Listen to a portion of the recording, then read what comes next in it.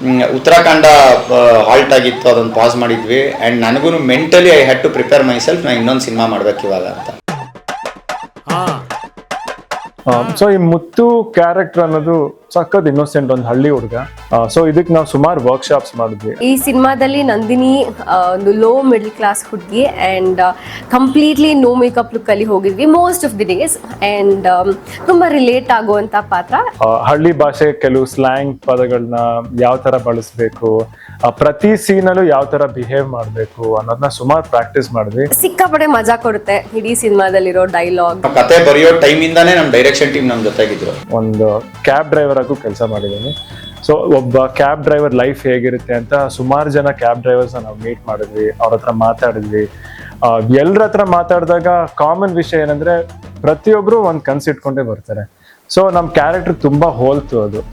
So ಆ ವಿಷಯ ಅವ್ರ ಹತ್ರ ಮಾತಾಡ್ತಾ ಅವ್ರ ದಿನನಿತ್ಯ ಹೇಗಿರುತ್ತೆ, ಬೆಳಗ್ಗೆಯಿಂದ ರಾತ್ರಿ ಹೇಗೆ ದುಡಿತಾರೆ, ಕೆಲವು ಸತಿ ನೈಟ್ ಡ್ಯೂಟಿಗಳಿರುತ್ತೆ. ಸೊ ಆ ಎಲ್ಲಾ ವಿಷಯನ ಕೇಳಿ ನನಗೆ ಸ್ವಲ್ಪ ನನ್ನ ಕ್ಯಾರೆಕ್ಟರ್ ಅಲ್ಲಿ ಕೆಲವು ಪಾಯಿಂಟ್ಸ್ ನ ಹಾಕಕ್ಕೆ ಅಥವಾ ಮ್ಯಾನರಿಸಮ್ಸ್ ನ ಯೂಸ್ ಮಾಡೋಕ್ಕೆ ತುಂಬಾ ಹೆಲ್ಪ್.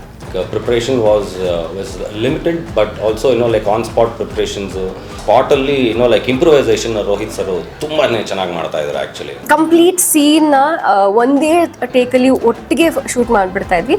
ಸೊ ಈ ಥರ ನಾನು ಶೂಟ್ ಮಾಡಿದ್ದು ಫಸ್ಟ್ ಟೈಮ್. ಕಟ್ಸ್ಗಳು ಇರ್ತಾ ಇರಲಿಲ್ಲ, ಬ್ರೇಕ್ಸ್ ಇರ್ತಾ ಇರಲಿಲ್ಲ.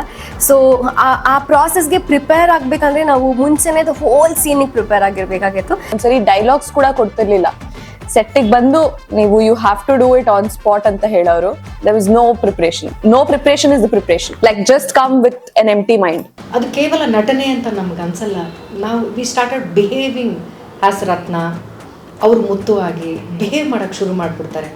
ಆ ಪಾತ್ರಕ್ಕೆ ಆ ಶಕ್ತಿ ಇತ್ತು, ಆ ಸನ್ನಿವೇಶಕ್ಕೆ ಆ ಶಕ್ತಿ ಇತ್ತು. ಹಾಗಾಗಿ ನಮಗೇನೋ ಆ್ಯಕ್ಟ್ ಮಾಡ್ತಿದ್ದೀನಿ ಅಂತನೋ ಅಥವಾ ಕೃತಕವಾಗಿ ನಾವು ಆ್ಯಕ್ಟ್ ಮಾಡಬೇಕಾಗಿರುವಂಥ ಅವಶ್ಯಕತೆ ನಮಗಿರಲಿಲ್ಲ. ನಮ್ಮನ್ನು ಬಿಹೇವ್ ಮಾಡಿಸ್ತಾ ಸ್ಟಾರ್ಟ್ ಮಾಡಿಸ್ತೋದು ಆ ಡೈಲಾಗ್ಗಳು, ಆ ಸನ್ನಿವೇಶಕ್ಕೆ ಆ ಶಕ್ತಿ ಇತ್ತು. ಪ್ರಿಪರೇಷನ್ ಆ್ಯಂಡ್ ರೆಡಿ ಆಗೋ ಟೈಮಿಂದಲೂ ಕೂಡ ನನಗೆ Rohit gave me brilliant inputs. Rohit is the man for the scene. ಸಿನಿಮಾದ ಒಂದು ಗ್ರಾಮರ್ ಇದೆ. ನಾವು ಮಾತುಗಳನ್ನು ಬರಿಬೇಕಾದ್ರೂ ಕೂಡ, ಒಂದು ಸನ್ನಿವೇಶಗಳನ್ನ ಬರಿಬೇಕಾದ್ರೂ ಕೂಡ ಸಿನಿಮಾದ ಒಂದು ಜಾಯಮಾನ ಇದೆ, ಅದರದೊಂದು ಗ್ರಾಮರ್ ಇದೆ. ಅದು ನಮಗೆ ಗೊತ್ತಿರಬೇಕು. ಆ ಒಂದು ಪ್ರಿಪರೇಷನ್ ಬೇಕೇ ಬೇಕು. ಸೊ ಕೆಲವು ದಿನ ಹುಷಾರಿರ್ತಿರ್ಲಿಲ್ಲ, ಕೆಲವು ದಿನ ನಮ್ಮ ಬೆಳಿಗ್ಗೆ ಎದ್ದು ಮೋಟಿವೇಶನ್ ಇರ್ತಿರ್ಲಿಲ್ಲ ಬರೋದಕ್ಕೆ. But our goal was to achieve this film in a very good way. And ಆ ಜೋಶಲ್ಲಿ ಏನು ಶುರು ಮಾಡಿದ್ವಿ, ಆ ಫೈರ್ ಏನಿತ್ತು ಶುರು ಮಾಡಿದಾಗ, ಅದೇ ಫೈರ್ ಕೊನೆವರೆಗೂ ಇಟ್ಕೊಂಡು ಹೋಗೋದೇ ನಮಗೊಂದು ದೊಡ್ಡ ಟಾಸ್ಕ್. ಅದೇ ಪ್ರಿಪ್ರೇಷನ್.